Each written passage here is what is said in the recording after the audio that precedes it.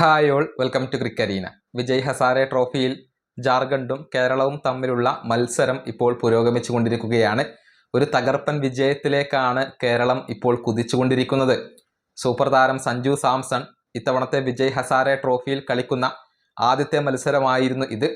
ആദ്യ മത്സരത്തിൽ തന്നെ സെഞ്ചുറി പൂർത്തിയാക്കാൻ സഞ്ജുവിന് കഴിഞ്ഞിട്ടുണ്ട്. വളരെ പക്വതയാർന്ന ഒരു ഇന്നിങ്സ് ആണ് സഞ്ജുവിൽ നിന്നും ഇപ്പോൾ പിറന്നിട്ടുള്ളത്. ആദ്യം ബാറ്റ് ചെയ്ത ജാർഖണ്ഡ് 7 വിക്കറ്റ് നഷ്ടത്തിൽ 311 റൺസ് എടുത്തു. കുമാർ കുശാഗ്ര അവർക്ക് വേണ്ടി സെഞ്ചുറി നേടുകയായിരുന്നു. മറുപടി ബാറ്റിങ്ങിന് ഇറങ്ങിയ കേരളം തകർപ്പൻ പ്രകടനമാണ് ഇപ്പോൾ പുറത്തെടുക്കുന്നത്. അതായത് രോഹനും അതുപോലെ തന്നെ സഞ്ജു സാംസണും ചേർന്നുകൊണ്ട് വലിയ ഒരു പാർട്ണർഷിപ്പ് ഉയർത്തുകയായിരുന്നു. 78 പന്തുകളിൽ നിന്ന് 124 റൺസ് നേടിക്കൊണ്ട് രോഹൻ പുറത്താവുകയായിരുന്നു. 8 ഫോറുകളും 11 സിക്സറുകളും നേടാൻ രോഹന് കഴിഞ്ഞു. 158 അദ്ദേഹത്തിന്റെ സ്ട്രൈക്ക് റേറ്റ്. അതേസമയം സഞ്ജു സാംസൺ ഇപ്പോഴും ക്രീസിൽ തുടരുകയാണ്. 91 ബോളുകളിൽ നിന്ന് 100 റൺസ് എടുത്തുകൊണ്ട് നിലവിൽ അദ്ദേഹം പുറത്താകാതെ നിൽക്കുന്നുണ്ട്. 9 ഫോറുകളും 3 സിക്സറുകളും അദ്ദേഹം നേടിയിട്ടുണ്ട്.